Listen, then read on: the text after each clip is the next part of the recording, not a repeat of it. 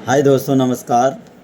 दोस्तों, हम आज एक छोटी सी कहानी के माध्यम से यूलिप व एंडोमेंट दोनों में अंतर को समझेंगे और उस कहानी के माध्यम से हमारे कस्टमर्स को और प्रोस्पेक्ट्स को उसका अंतर समझाएंगे और यूलिप क्यों नहीं लेना चाहिए और एंडोमेंट पर क्यों जोर देना चाहिए, इसके माध्यम से ये समझना चाहेंगे।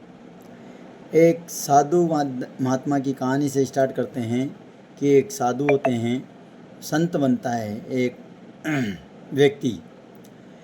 जब ये व्यक्ति संत बनता है तो ये जो क्षणिक सुख होते हैं, जो तत्काल सुख होते हैं, सांसारिक सुख जिनको हम कहते हैं, उनको छोड़कर मोक्ष प्राप्ति का जो सुख दूरगामी है उसको प्राप्त करने के लिए कोई व्यक्ति, कोई जना जो है साधु बनना है, महात्मा बनते हैं।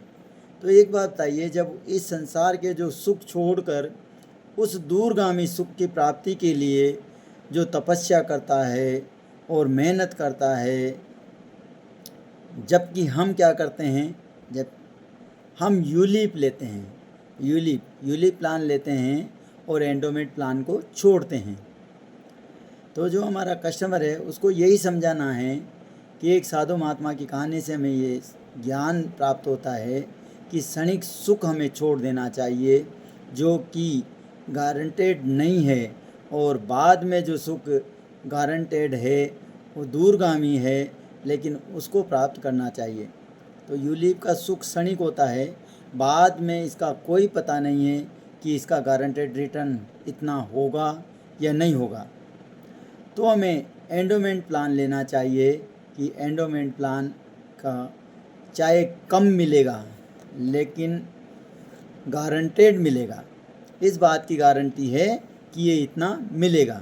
हाँ, अभी तत्काल में वो हमें जो यूलिप से कम दिखाई दे रहा है, लेकिन बाद में यूलिप की कोई गारंटी नहीं है और एंडोमेंट की गारंटी है।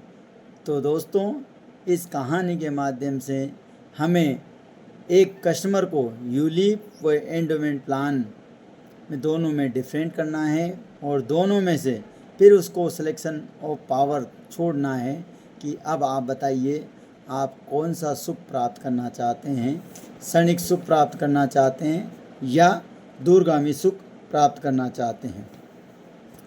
एक कहानी और छोटी सी जोड़ देता हूँ जो कि रिबेट से जुड़ी हुई है। दोस्तों, कई जो कस्टमर्स हैं हमसे कहते हैं कि आप तो ये बताइए कि छूट कितनी दोगे।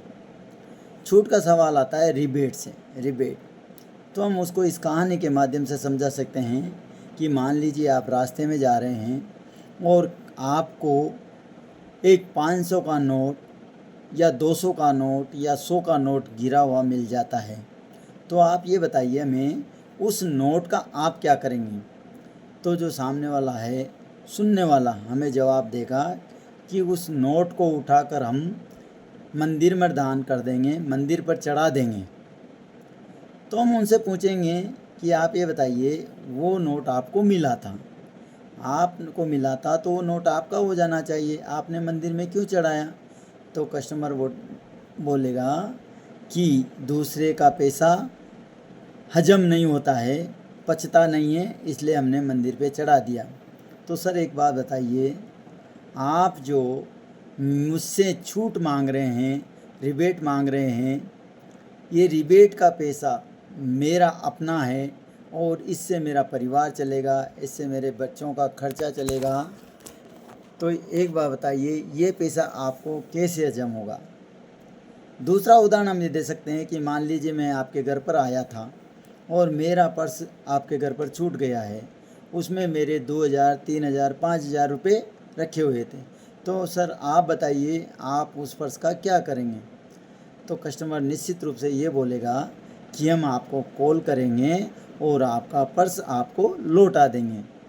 तो सर एक बात बताइए, जब आपने मेरा पर्स, मेरा पैसा मुझे लौटा दिया है, तो आप मेरे जो सर्विस सैलरी पार्ट का कमीशन है या जो मुझे पैसा मिलेगा आप उसको मांग रहे हैं। तो ये भी तो वही चीज़ हुई ना, कि मेरा पर्स आपने रख लिया एक तरह से, तो मेरी जेब का पैसा आप रखना चाह रहे हो, आप लेना चाह रहे हो।